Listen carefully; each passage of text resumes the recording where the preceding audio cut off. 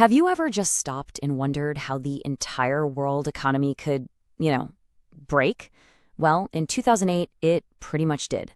And the story of how it all fell apart and how a handful of outsiders saw it coming when no one else did is one of the wildest stories in modern history. So today, we're going to break it all down, using The Big Short as our guide. First things first, to really get the crash, you have to understand the vibe before the crash. And this quote from one of the most powerful guys in finance, it says everything. They knew the machine was printing money, but they didn't really understand how. It felt unstoppable, so why ask questions, right? The money was just flowing. And this confidence, it was absolutely off the charts. People didn't just think the system was stable. They believed it was totally invincible. The very idea that a huge financial institution, especially one tied to the American housing market, could fail, it was just unthinkable. It was pure, unfiltered hubris. That's the billion-dollar question, isn't it? If everybody was so confident, so unbelievably sure of themselves, how did they all manage to get it so catastrophically wrong? Well, to find the answer, you have to start at the very foundation of the whole system, the American home. For generations, owning a home was the bedrock of the American dream, right? And for the world of finance, it was seen as something just as solid, just as dependable. In fact, you could say the entire global financial system had placed one massive collective bet on it. And it all came down to this one single idea. Not just an idea, more like a gospel truth. Banks, investors, the people who are supposed to be the watchdogs, everybody operated on this core belief that the U.S. housing market was the safest bet in the entire world. I mean, why wouldn't they? It had never really had a major collapse. And then the unthinkable happened. From 2006 to 2012, home prices didn't just dip a little, they cratered. A drop of over a third. The one thing that was absolutely never, ever supposed to happen, happened. The gospel was officially proven wrong. Okay, so how does a slump in the U.S. housing market trigger a full-blown global meltdown?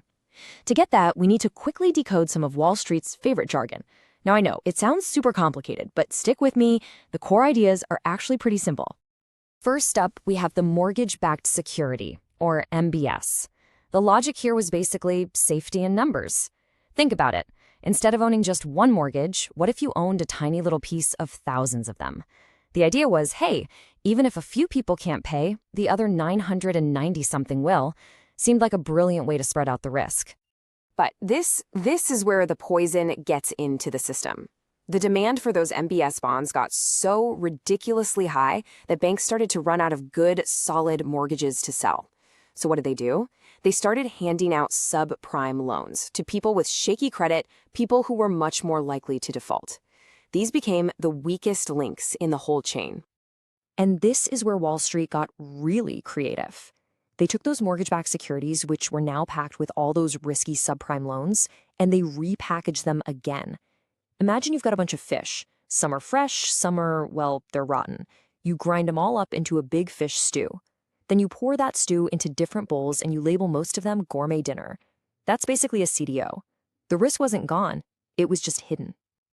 So, you see, these fancy financial products weren't actually getting rid of risk.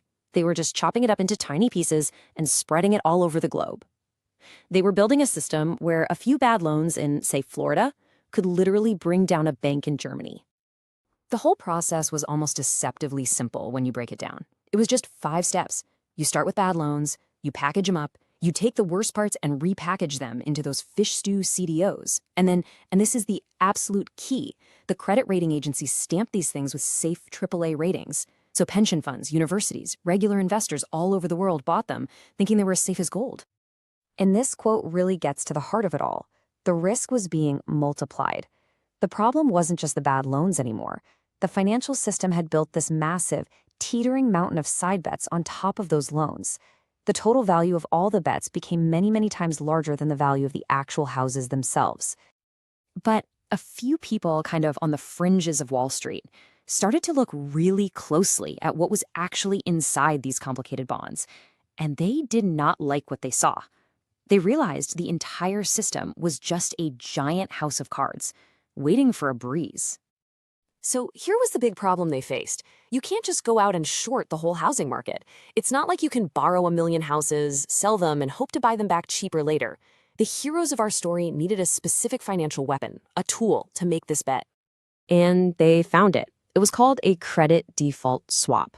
Honestly, the easiest way to think about a CDS is just as an insurance policy. You pay a little bit of money every year, your premium, and if the thing you're insuring, in this case those mortgage bonds, completely tanks, you get a massive payout. It was the perfect tool. But let's be really clear here. This wasn't really insurance. The guys buying these swaps, people like Michael Burry, they didn't actually own the bonds they were insuring.